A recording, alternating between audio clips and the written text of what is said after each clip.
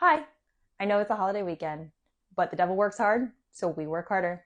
Let's talk about We the People's full court shutdown press, week 2. So far, we are at about 694,000 furloughs, give or take a little bit. The people who are furloughed are going to get back paid. There was some major tacoing going on from both Mike Johnson and John Thune when Trump came out and was like, maybe we won't pay them. And they were like, no, that's not happening.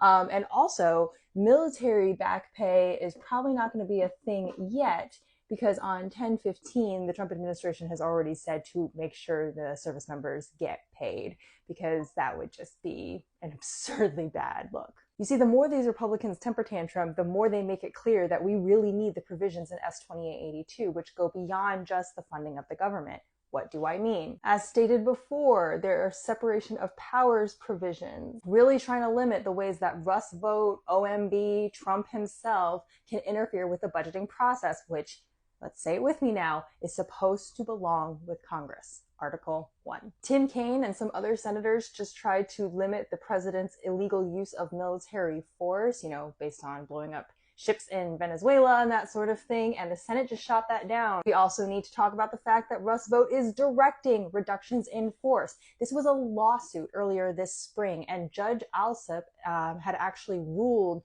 that OMB had violated the law by directing firings because they are not allowed to. Agencies can fire, OMB cannot. Judge Alsup had ordered all those employees to be reinstated, and the Supreme Court overruled him. We'll talk about them in a second. But they did so on the basis that Rust vote was totally not ordering RIFs, and now he's doing it in real time. Also, as we said before, all of this rescission nonsense, including the pocket rescissions, those kinds of things are being prevented by permanent law in S-2882. And then, of course, we have the healthcare issues. S-2882 would permanently extend the ACA tax subsidy. Brookings actually has done some great research on this and showed that about 12% of people would lose coverage if they lost their $0 premiums. S-2882 also repeals the health provisions of the One Big Beautiful Bill Act, still highly unpopular. On this current runaway train of the One Big Beautiful Bill Act and the expiring ACA subsidies, we are set to lose about 16 million people off their health insurance, and about 78% of the American people believe that the ACA needs to be permanently extended. S-2882 does not deal with the Supreme Court, and as I've said a million times, it really needs to.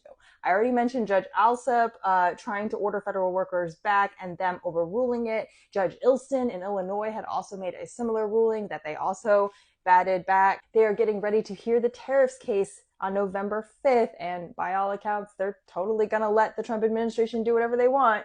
And then, of course, we have the Fed Governor Lisa Cook's firing up on the docket for January. This is where Congress really needs to strip jurisdiction from the Supreme Court to maintain the separation of powers. Once again, if you're calling a Democratic rep, you are supporting S-2882 and the permanent provisions beyond just funding of the government that are in it because they are entirely necessary. If you're calling Republican reps, I want you to say this.